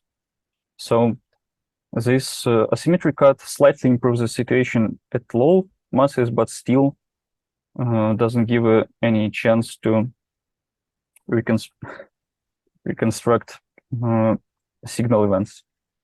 We also tried a more modern solution, I would say. We tried to rely on machine learning, which is gradient boosted decision trees in this case, and we managed to suppress background in a wide interval of masses. So I would say that this shows that we have a hope to perform this measurement with the LS3 detector. And now to axion light particles. Originally, axions were introduced in the Pacheco queen theory to approach strong CP symmetry problem, but light axions, original axions, were eventually rejected by based on results from different experiments. But in modern theories, they consider axion light particles, which is a more general class of pseudoscalar particles. So we tried to estimate what region of coupling constants and masses, coupling constant lambda, we can explore with the future experiment. And we considered different efficiencies of photon reconstructions, 5% photon efficiency corresponding to photon conversions, and 100% efficiency, just to see where is the limit for this measurement.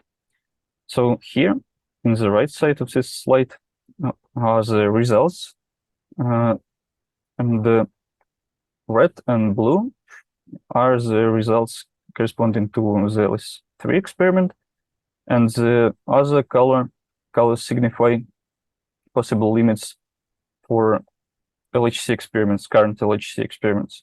Gray scale colors signify different results from different experiments. So as you can see, LS3 there is a possibility for LS3 to cover region inaccessible for ATLAS and CMS at the moment, and explore this untouched region. So I guess that's all from my side. I won't read all this summary and outlook. I would just say that in this presentation, I tried to review results and the possibilities for studies of two-photon interactions, and try to show you the prospects of this research. Thank you for your attention. Thank you very much, Mr. Burmasov, and we would like to thank you for very detailed and informative talk. And then the questions, please? No questions? Hope that there is no at least misunderstanding between the members of the ARIS collaboration. Is this true, Dimitri? Then, excuse me, then Mike, maybe have the question. What's the time schedule when we can get extra information just to minimize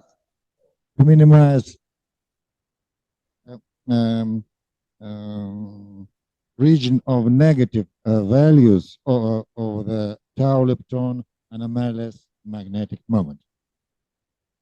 The time schedule when we can get the results up to definite points. Maybe I don't quite understand your question, but 2 years, 3 years, you told us about possibility of getting, of putting new experiment, new device to get some new results. Sorry, sound kind of interrupts in some moments. I don't quite get your question. Sorry. Could you please repeat it a bit slower? So you see, in fact, first, remember that Delphi obtained, when the Delphi obtained result. Well, then we have seen that due to Delphi collaboration and to my memory also to other collaborations, the region of negative values for tau lepton anomalous magnetic moment is not yet excluded. But from quantum electrodynamics, we're understanding that the tau lepton anomalous magnetic moment should be positive. Of course, we may think, okay, there may be some new physics there. But then I've seen the plot Alice systematic, the next point, red point. What is the difference between time schedule between Delphi collaboration and that next region, Alice collaboration with 2.75 this region. When this Alice result was obtained. Okay, I understand you now. So in Alice last year, we already had a very short lead run. Lead run was actually delayed due to electricity problems, if I remember correctly. So this year, we hope that we will obtain new data on lead collisions in November, if I remember correctly. I think there are some Alice members in these meetings and no, this is the correct question. me. You are the speaker, excuse me. Then I mean that you have shown 5% systematic. Yes, this is the most pessimistic and the most, I would say, also the most realistic is 3%. I think so. 1%. When you do expect to obtain first 5% systematic result? Well, 2 years in best case scenario, or just best case scenario would be 1 year from now, because 1 year from one. And now on the yes, 5% systematic deviation, then when we may expect to reach the level of 3% systematic deviation, you just put the aim for the consideration. Well, we should wait. Okay. That's a bit too difficult to answer, because systematic uncertainties must be considered very carefully. There are a lot of sources of systematic uncertainties. Unfortunately, I don't have. Understood. And then finally, what is the reason then to present when we should expect 5% systematic, 3% systematic as the main aim to get 1% systematic deviation in, I guess, 10 years. Well, systematic uncertainty doesn't. Thank you very much. I had my non-educated guess turned out to be right. Thanks a lot. Thank you for your attention. Then, but indeed, this question is really very interesting. And to my memory, there are also the possibilities and the idea to really to try to think about measurement or not of just estimation of the tau lepton and Alice dimension magnetic moment, not only in the Alice, but in some other experimental collaboration experiments as well. Because this is the, it was really not, even the sign is not yet fixed at the moment from the analysis of the experimental data. So this topic is really rather important and hot. Thank you. Probably then the final talk of this session, the representative from Baku State University.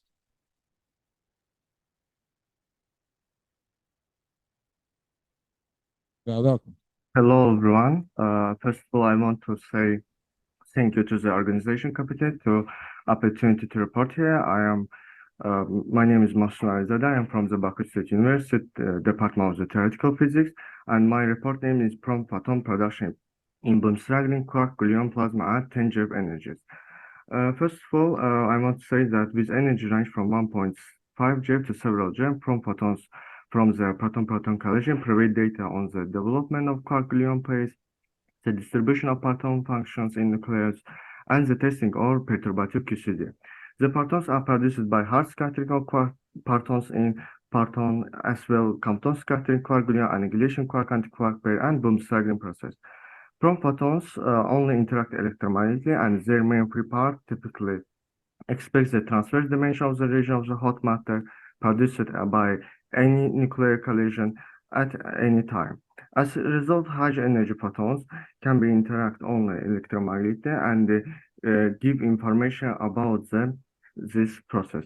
It is important to keep in mind that the major of well-known charged particles like European LHC or American tevatron are made to operate in high energies. In addition to photons, numerical elementary particles, including mesons, thermal photons, are also produced as a result of colliding nucleus, and it makes too difficult to calculate accurately the differential cross-section. The purpose of this report, it is investigation the role of the bremsstrahlung mechanism to production of photons in the energy on 10 GeV, and in order to achieve this, the dependence of differential cross-section of the bremsstrahlung process has been calculated without and taking into account of polarization of colliding particles. We will talk about the longitudinal polarization here, and also we made investigation of the differential cross-section of the energy of colliding protons, transverse momentum, cosinus scattering angle, and the rapidity of the protons which carried out.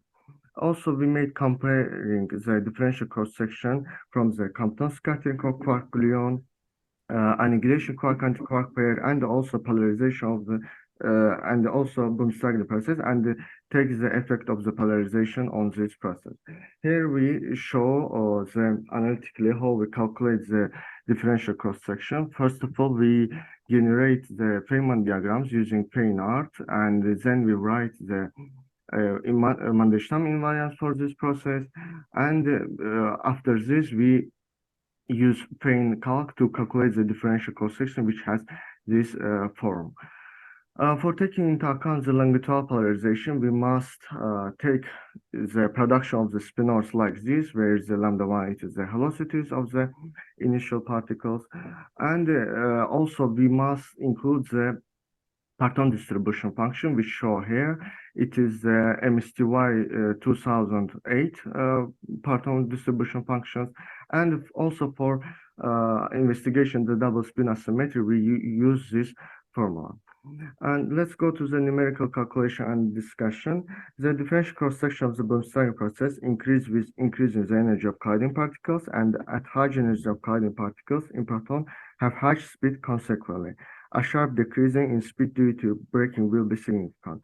Also, it will know that the bremsstrahlung result inversely proportional to the square of the acceleration of the particle. In the bremsstrahlung process, it's evident that a high energy particle collision produces photon with substance transverse momentum, and this corresponds to the saturation part of the curve dependence of differential cross-section of the energy of colliding particles. And in this figure, we show the dependence of the differential cross-section. It's curve 1, it is without polarization, and curve 2, it's with taking into account the longitudinal polarization in the production of velocity 0.81 from the transverse momentum. As can we see from this figure, with increasing transverse momentum, the differential cross-section process gets smaller, and the production of prompt photons with small transverse momentum is more likely. Also here we show the dependence of the difference and ratio of the differential cross-section calculate without taking into account longitudinal polarization of transverse momentum. As can we see from figure A, the difference of the differential cross-section calculate without taking into account longitudinal polarization decrease with increase in transverse momentum. The difference of the differential cross-section calculate without taking into account longitudinal polarization have big value at the small values of the PT. The ratio of the differential cross-section calculated without taking into account longitudinal polarization increase with increase in the transverse momentum. Additionally, it should be highlighted that, as can we see from this figure, the polarization order of colliding particles has small effect from differential cross-section of the bremsstrahlung process. We can see it from comparing these two lines. Also, we made a graph of the dependence of accumulation probability of production prompt photons on transverse momentum at longitudinal polarization of colliding particles. As can we see from this figure, the longitudinal polarization number of produced prompt photons with transverse momentum less than 0.8 make up more 98% of produced all photons. It means that longitudinal polarization of colliding particle distribution function of produced prompt photon on transverse momentum have more probability at value 0.6 and gentle towards the side of the large PT. Investigation of accumulation probability of production prompt photons on transverse momentum at different value of longitudinal polarization shows that the polarization order has little effect to the distribution function of prompt photons on transverse momentum. Also here we show the dependence of differential cross-section from cosinus of scattering angle, also from rapidity. As can we see from figure A, the cosinus of scattering angle photon increase with differential cross-section of the process does reach its maximum at degree 41, and the future differential cross-section drops when the cosinus of scattering angle of the photons increase and they reach minimum at 25 degree. Also, we can say that the most produced photons detected in the region 31 degree to 63 degree. And in figure 5, we show schematically the dependence of the intensity of the bremsstrahlung scattering angle from the scattering angle. As can we see, the bremsstrahlung present with the cone with the spawn angle 32 steradian. Also here we made the dependence of accumulation probability from photons from the cosinus of scattering angle, and as can we see from this figure, the polarization number of produced prompt photons with cosinus of scattering angle of photons less than 0.7 make up more 75% of all produced prompt photons. This means that at longitudinal polarization of colliding particle distribution function produces prompt photon on cosinus of scattering angle photon more probability value at 0.7 and the gentle towards the side of the large PT. Also here we show the dependence of the differential cross-section from XT, and let's jump to the discussion about the double spin asymmetry. As can we see from this figure, we show the dependence of the double spin asymmetry from square root S.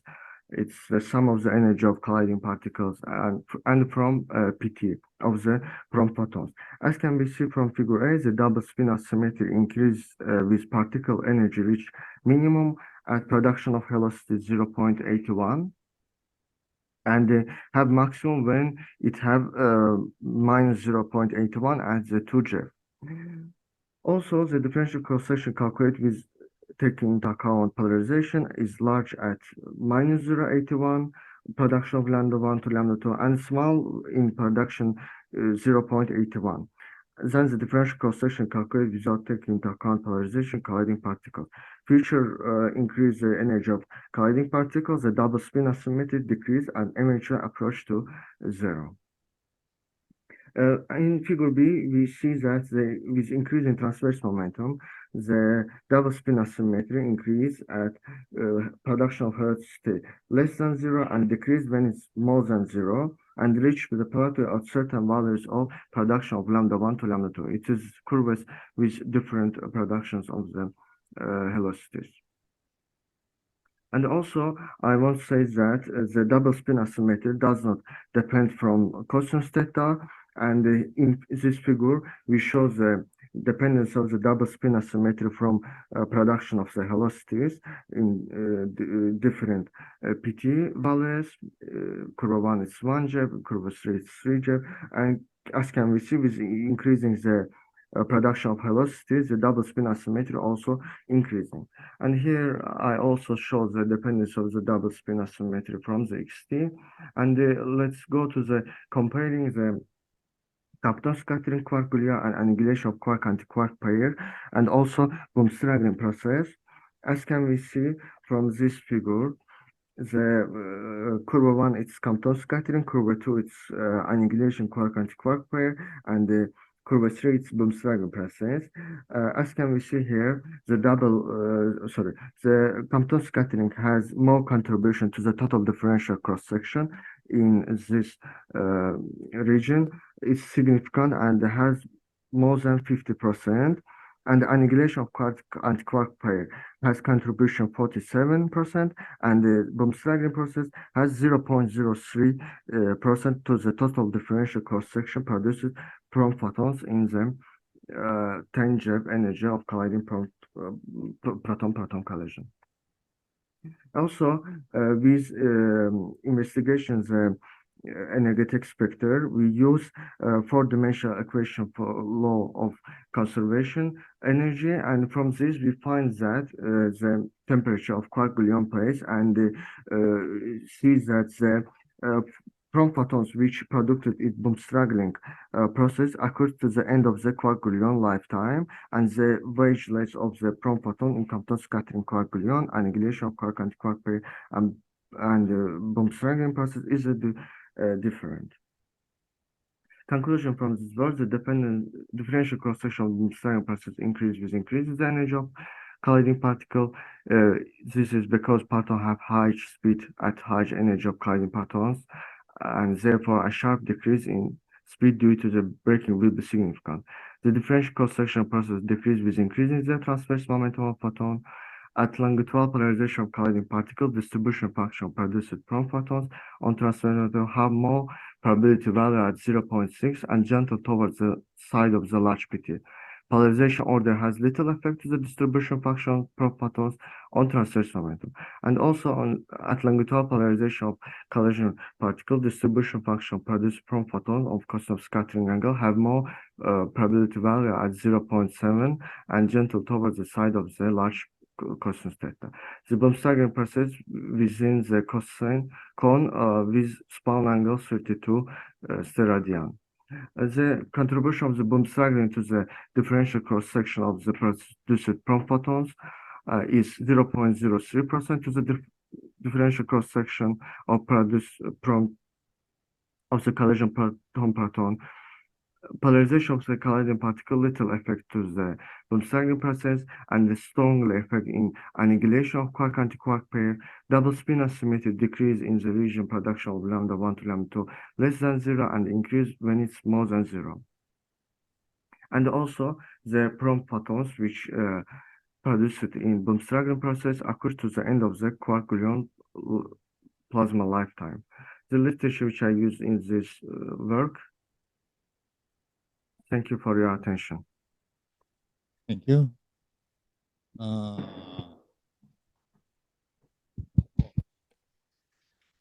there are different possibilities to thank the speaker. Excuse me, sir. May you just tell us, give us the reference to the probably this is your work or your work with collaborators, which you was reading. No, it's my work. I work with my supervisor from Joint Institute Nuclear Research under Barisevich, and we calculate this process, Compton scattering, annihilation process, and bremsstrahlung with using Fein calc and Fein arts. With Fein arts, we I will go to the first slides here. With the Fein arts, we generate all possible Feynman diagrams for this process, and then we write the Mandelstam invariants, but we can take it in Fein calc also, and from then we can calculate the square of matrix element in Fein calc, and then we can use this matrix element in this formula for obtaining the differential cross section. If we want to include the longitudinal polarization in our calculation, we can do it only mathematically because Fein calc doesn't have this opportunity, and we must replace the production of the spinors like this for including the longitudinal polarization. It's also will be same for transverse polarization. We must change this production of the spinors. Okay, nice. Does it have the archive number or some reprint number? Can you repeat, please? I cannot understand you correctly. Your work you was reading and just telling us. Does it have the archive number, happy say, or No. It only reprint made number, or this is the manuscript just you just for. Just for. No, I do not publish it yet. We are working still on it because we want include their transverse polarization and make comparing all two polarization and have the results from this recalculation without and the two polarization longitudinal and also transverse polarization. After that, we will publish this work. Sir, probably the final question to you. Okay. You mentioned that first. You mentioned that this is your work, and then you told us that we. Yeah. I am a PhD student, and I work with my supervisor because sometimes I tell we because we work together with my supervisor. Okay, understood. Thank you. Yeah. Thank you very much. Then session is complete. Thanks. Thank you.